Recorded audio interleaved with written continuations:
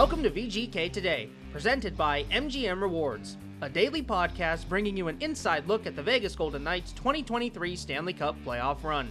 I'm Justin Russo with the Golden Knights on Tuesday, May 2nd, and we are just 1 day away from the start of Round 2 from the Fortress between the Golden Knights and the Edmonton Oilers, which we now know will begin at 6:30 p.m. tomorrow.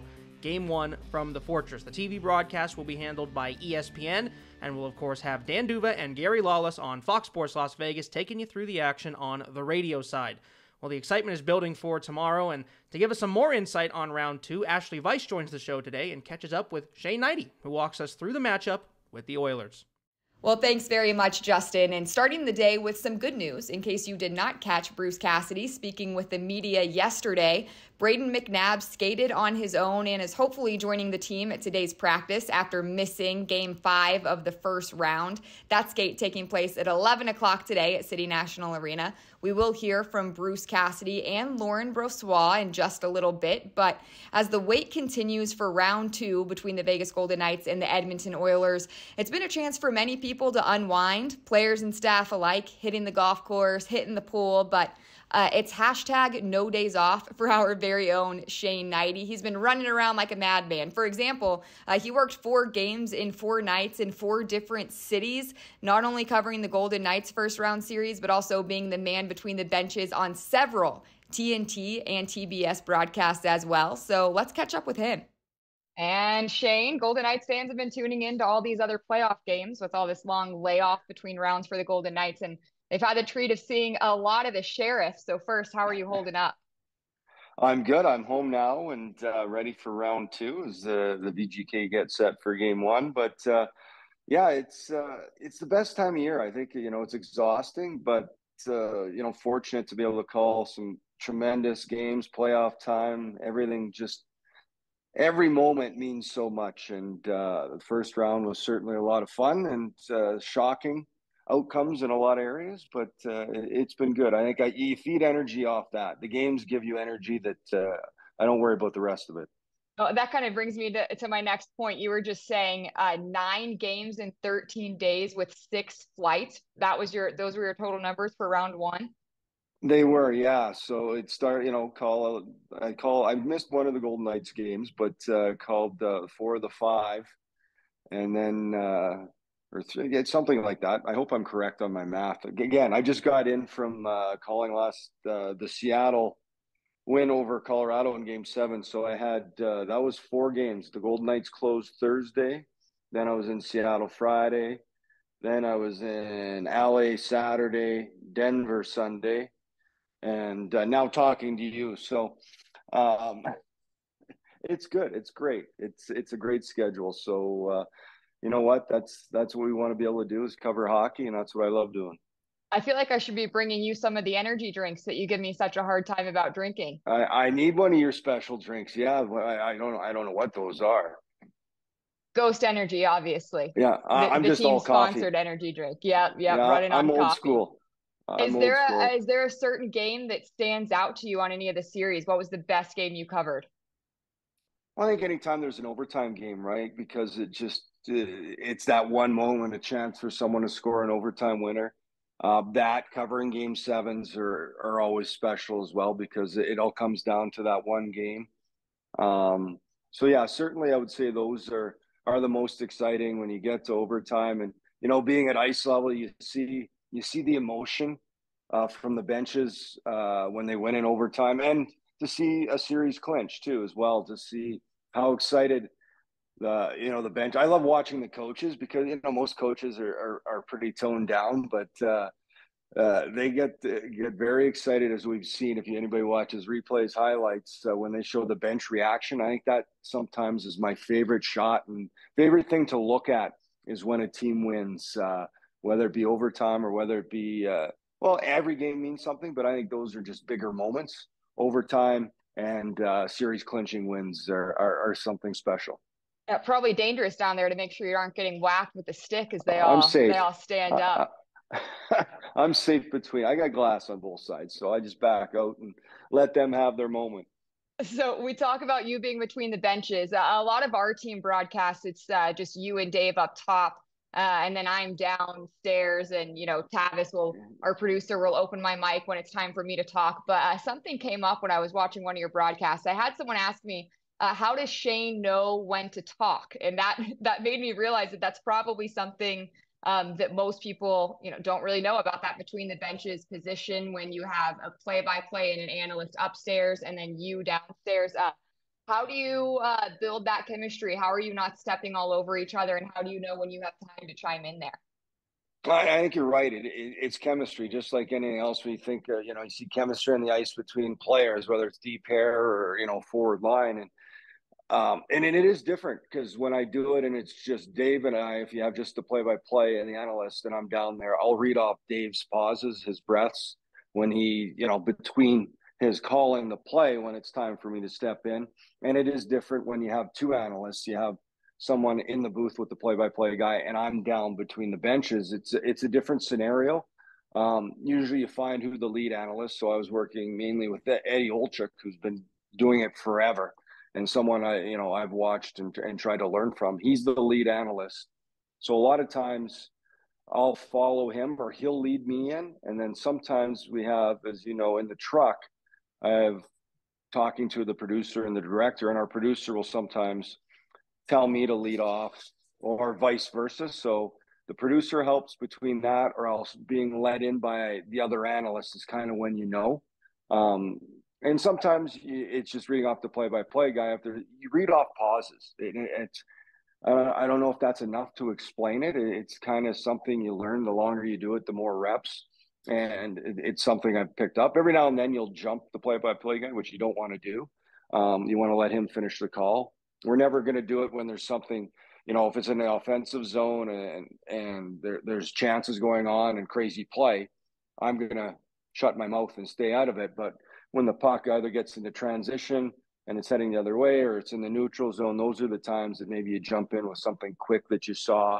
But other than that, when it goes to long or replays, that's determined by the producer. Usually lead analyst goes first. I would be the second at ice level, and then go in from there. If that explains it, I don't know. I'm talking it through. Okay. No, it does for sure. It just, when I had that question asked to me, it dawned on me that that's something that, we take for granted, working in TV broadcasts and knowing how things kind of work behind the scenes. So I found it interesting. I'm sure Golden Knights fans are hoping that they will see more of you as the rounds go on. But if you do end up on any of these VGK games through the second round, I know you did one the first round as well. What is it like covering the Golden Knights, but on a national level? Well, it is different, right? So when we do it and we're, it's regional for us as the home broadcast team, certainly it's our replays and everything's a lot more VGK driven. I'm not going to pull a lot of the positives. If somebody makes a great play on the other side, I'm going to look more for clips and things I noticed that the Golden Knights it's driven by their play or a mistake or something like that. But outside of goals by the team, I'm not going to show a lot of their little details to their game. Whereas in national, you're down the middle. I feel I'm going to be fair and honest on both. But when it comes to a national level, I'm watching both teams and pulling more clips kind of evenly. And you're always leaning towards a little bit more the team ahead or the team that's playing better, that has momentum. And you kind of go with the shifts of the game, but it's down the middle, and you're looking for both sides.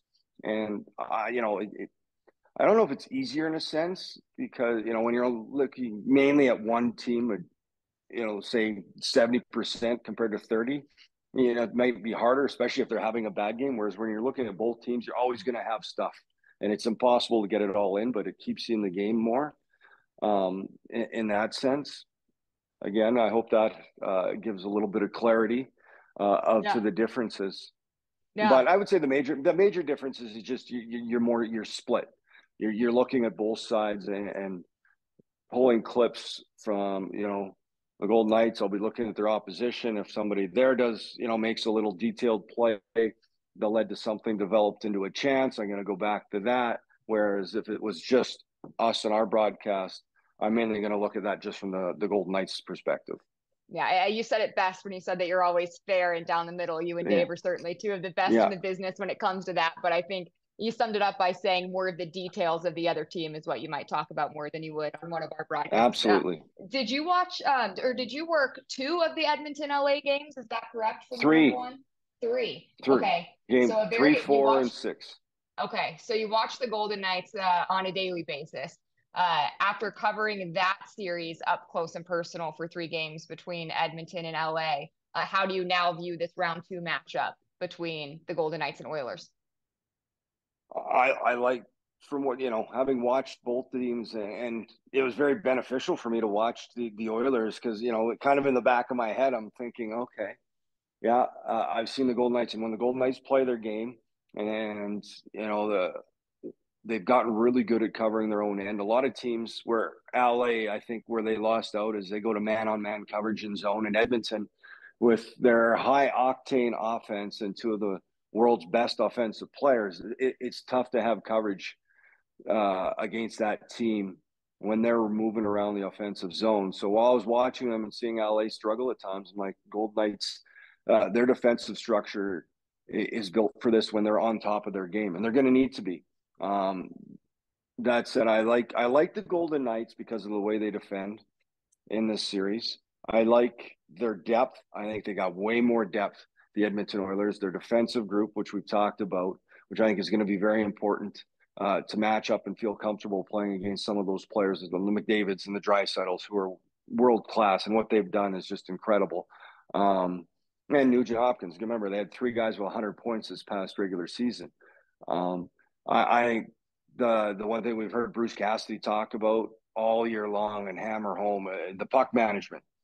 That, for the Golden Knights, they are going to have to manage the puck. If they get away from that, the Oilers are a type of team that can hurt them. So I think the Golden Knights match up really well if they play their game. Now, that's the way I look at it. I just think they're a deeper team. I think they're a more structured team.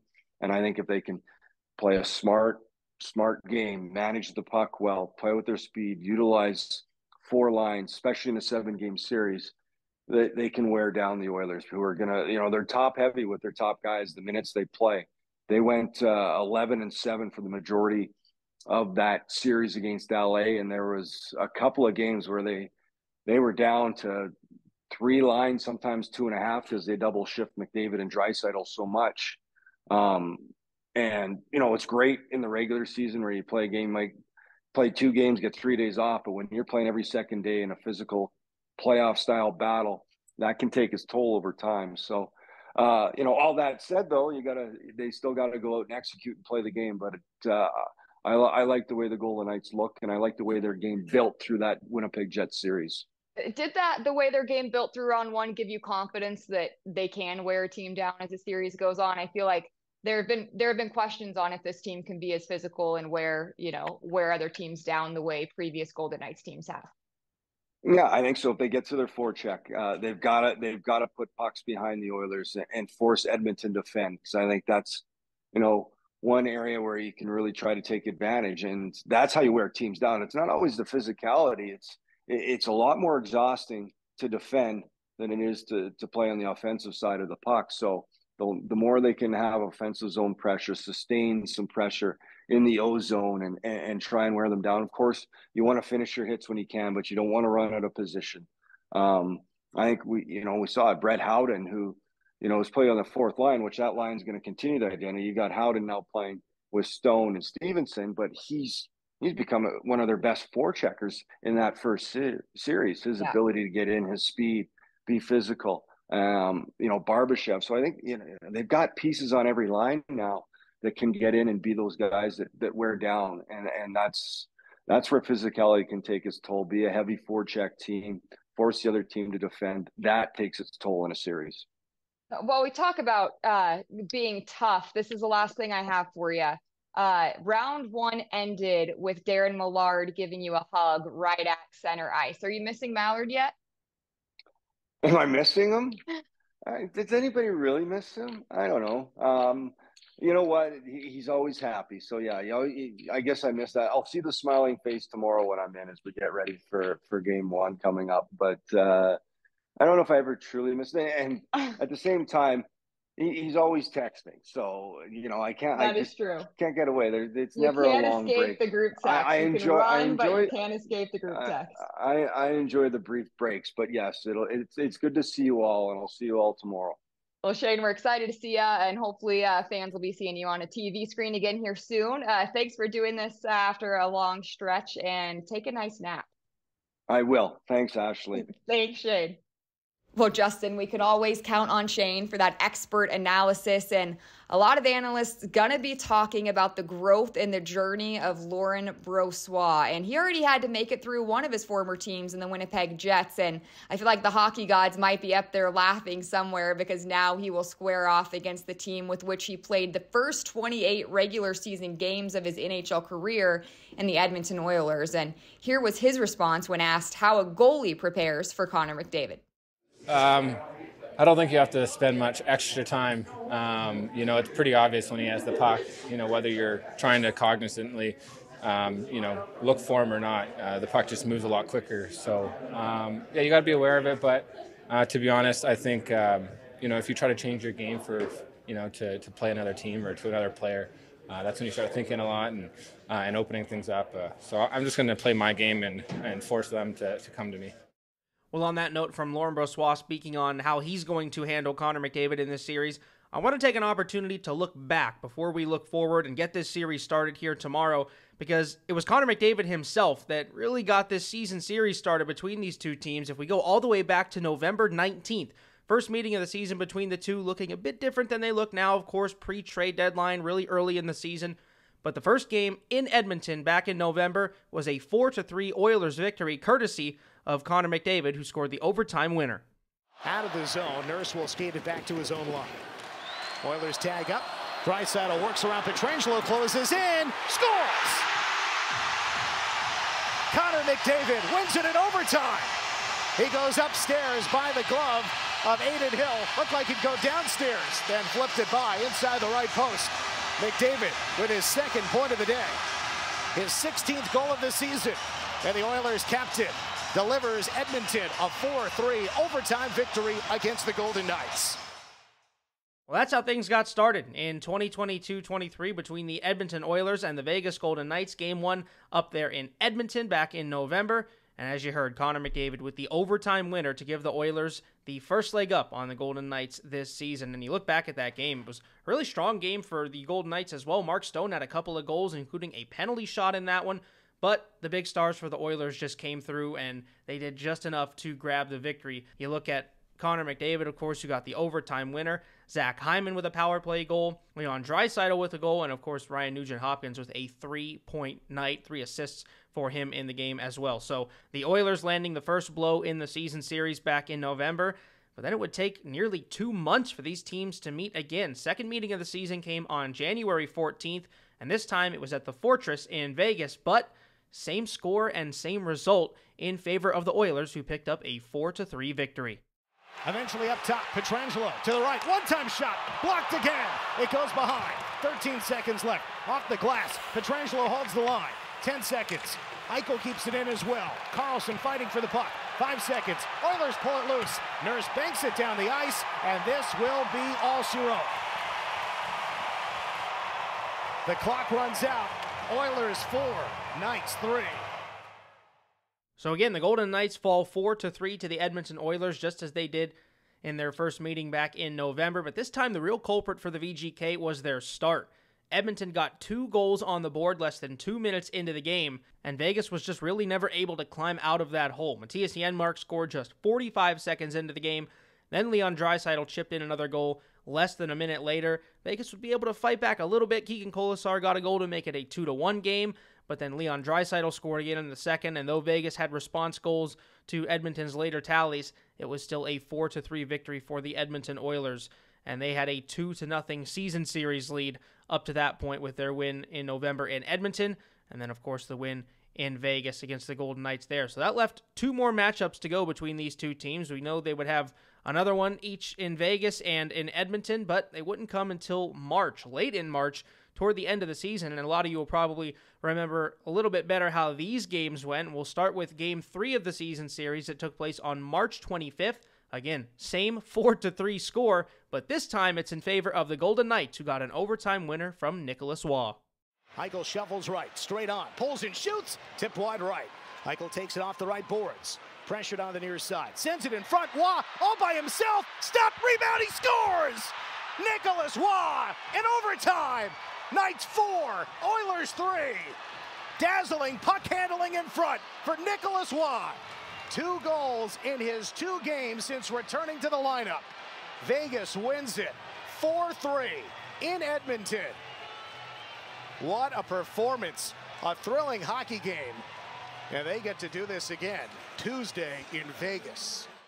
So finally, a breakthrough for the Golden Knights against the Edmonton Oilers. They pick up their first win of the season against Edmonton in a 4-3 overtime game that Nicholas Waugh ended at the 2:26 mark of the extra period. A beautiful move by Nicholas Waugh, if you don't recall, got the puck right in front and stick-handled his way around Stuart Skinner and gave the Vegas Golden Knights that first victory against Edmonton all season long. And for the Golden Knights, this was one in which they gave Edmonton some opportunities early, but they hunkered down in the third period, were able to get into overtime tied, and were able to give themselves an opportunity to win it in the extra frame.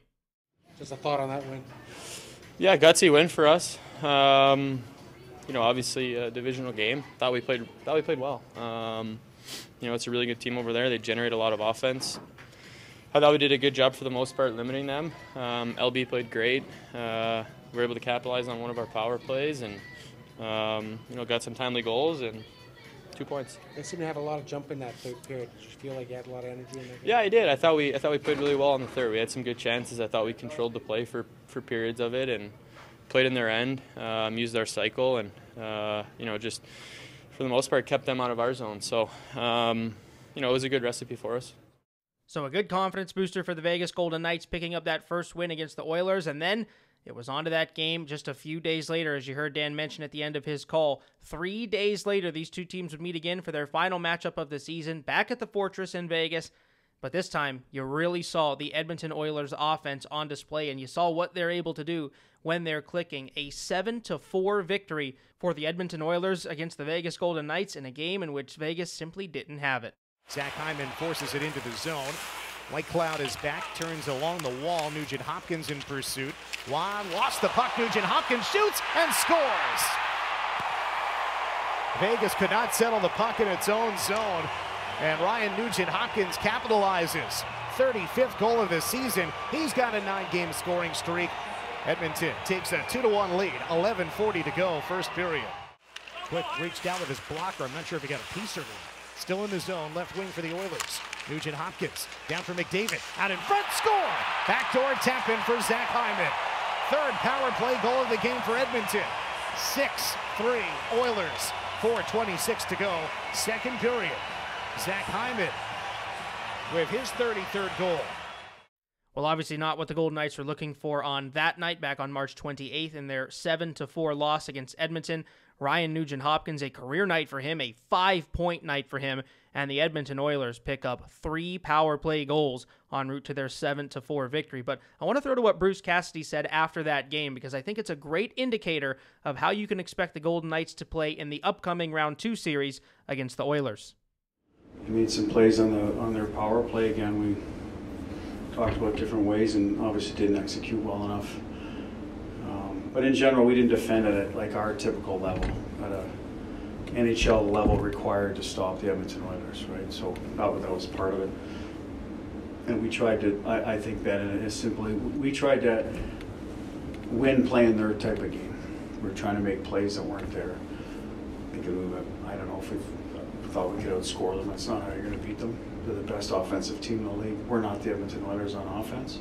We're good offensively, but we're not them. We can't get into that type of game and expect to beat them. I don't think that might happen sometimes, but that's not the typical formula. We've got to check better and responsible with the puck, and we weren't able to do those things. Well, as you heard Bruce say there, they tried to win playing the Edmonton Oilers type of game, and that is just simply not going to get it done, and he was spot on. I mean, if you're the Golden Knights, you can try to get into that track meet type of game, but nobody's going to beat the Edmonton Oilers when it comes to getting in those high-speed back-and-forth types of games. They just have too much offense to offer. They have too many high-end guys. They have too much speed. You're not going to beat them like that. So a great thing there from Bruce Cassidy, recognizing at that time and telling those guys, saying, hey, this is not how we're going to beat this Edmonton team. And I'd expect they draw upon those conclusions that they had from that game back on March 28th as they prepare for their Round 2 series. And for the Golden Knights, you saw it in Round 1 as well. Once they got to their game and they started forcing Winnipeg to play their game, they took over, and especially at 5-on-5, they controlled large portions of play against the Winnipeg Jets. So for the Vegas Golden Knights, it's going to be about getting Edmonton to play their game, clogging up that neutral zone, and really not taking penalties. Have to stay out of the box against the Edmonton Oilers. We know how good they are on the power play. And you look at the season series for the Edmonton Oilers and how they were able to perform against the Vegas Golden Knights overall. 3 wins in 4 games played against the Vegas Golden Knights. They outscore Vegas 18-14 in those 4 games. They averaged over 4.5 goals per game. But the number that stands out, 55% on the power play for the Edmonton Oilers in the 4 games they played against the Vegas Golden Knights, and 90% on the penalty kill for Edmonton as well. So they were getting it done both ends on special teams, shutting down the Vegas power play and generating a lot of power play goals themselves. So for the Vegas Golden Knights, that special teams battle is going to be crucial, not only in not allowing the Edmonton Oilers to have power play opportunities, but when you do give them an opportunity, we know they don't need many to score. You have to find a way to shut them down. And for the Vegas power play, of course, it's been evolving throughout the latter part of the season as well. They found some success against the Winnipeg Jets. Going to need the power play to get going in this series as well, because even if you want the Edmonton Oilers to play your game, at some point they're going to get some goals, and you're going to need those power play goals to eventually keep up with them at times during this series. So interesting thoughts and numbers there from Bruce Cassidy and the overall season series between these two teams. Again, the Oilers took 3 out of the 4 against the Vegas Golden Knights this season, but Golden Knights know the task that is ahead of them. They've seen this team a lot, and they were in a lot of those games. Lost 2 games by 1 goal. Last one got a little out of hand, that 7-4 loss, but Golden Knights know what's ahead of them, and they know how to attack the Edmonton Oilers. Well, Justin, great job crunching all those numbers and statistics. Can't wait to see what happens when the puck drops on Wednesday. But in the meantime, it is always a hockey clinic when Bruce Cassidy steps up to the mic. So before I go, I want to leave you with what he had to say when he met with the media yesterday for the first time since learning that his team would square off with the Edmonton Oilers in Round 2. Well, I mean, they're very dynamic, high-octane offensive team. Power play is setting all kinds of records, so that's stating the obvious. Driven by some high-end players. Maybe some guys behind them, I would say, don't get enough credit. So, I mean, if you're going to beat the Oilers, you got to find a way to slow them down at some point, limit those chances. Score yourself, because you're not going to never keep those guys right off the score sheet. So that's the challenge in front of us. So having said that, I think during our Winnipeg series, I felt we got better and better defensively as the series went on, limiting chances. And if you take away the last 8 minutes with the goalie out, I thought the last few games were really good at. Game 4, Game 5, we're defending, we're reloading, all the necessary things that are going to come in handy against, not handy, are going to be required against Edmonton. So those are drilled into our game during the year, and we found them again in the series against Winnipeg. So that's the good news, is it's very fresh and current in our players' minds, and that's how we're going to have to play. Ken Volkieson, Minot Vegas. A lot of people say, like, just stay out of the box and you've got a good chance against the Oilers. Do you feel that it's that simple, or is there more to it? I mean, they were 1 for 1, 2 for 3. I mean, if you take 1 penalty a period against a very good offensive team, you're probably playing fairly disciplined. To me, it's less about staying out of the box, and it's their ozone time. You got to find ways to keep them out of your ozone as best as possible. How is that? That's face-offs. Well, that's a tough one with Draisaitl right out of the gate. Entries. Well, now you got the fastest guy on the planet, so like that's easier said than done. And clears. So that's where you got to make sure your clears go 200 feet when you get a chance to get it out. That's controllable. And the entries to a certain extent. You got to try to design something to make it harder for them to get in. So I think that's how the best chance you have against their power play. Yes, staying out of the box. And we are the least penalized team in the National Hockey League, so I anticipate we will stay out of the box against them. Against Winnipeg, we were very disciplined, didn't take a lot of penalties, so that should not change. So I don't anticipate us killing a lot of penalties. On the flip side, they don't always need a lot of opportunities. So that's where we got to be good. Well, some final thoughts from Bruce Cassidy ahead of Game 1 against the Edmonton Oilers. You know, he and the Golden Knights are certainly looking forward to the challenge that Round 2 brings. A big thanks to Ashali Vise for stepping in on today's episode and letting us hear from Shane Hnidy. Of course, Shane has been bouncing around, it seems like, everywhere. Seeing him on our TVs all the time, providing some great coverage on the national scale for the NHL playoffs, and good to hear from him and catch up with him and get his thoughts on the Round 2 series with the Vegas Golden Knights taking on the Edmonton Oilers as well. So with that, I do want to remind you that tickets to Round 2 of the 2023 Stanley Cup playoffs are on sale now. You can get a playoff strip to ensure you get the same seats to every home game or single game tickets just like normal. So for the Vegas Golden Knights, looking at potentially at most 4 home games in this series, but of course, we'll hope the Vegas Golden Knights can take care of business before they get to that point. But Game 1 tomorrow at the Fortress at 6:30, Game 2 on Friday at home as well. Look for tickets to those 2 games at home for the Vegas Golden Knights to start off Round 2 of the 2023 Stanley Cup playoffs at home against the Edmonton Oilers. Also want to take a moment to remind you to subscribe wherever you get your podcasts so you don't miss a moment of the VGK's quest for the Stanley Cup in 2023. Thanks as always for listening, and we'll be back tomorrow with our game day preview as the Vegas Golden Knights prepare for Game 1 against the Edmonton Oilers right from the Fortress at 6:30 tomorrow night. Justin Russo signing off for episode 16 of VGK Today, presented by MGM Rewards.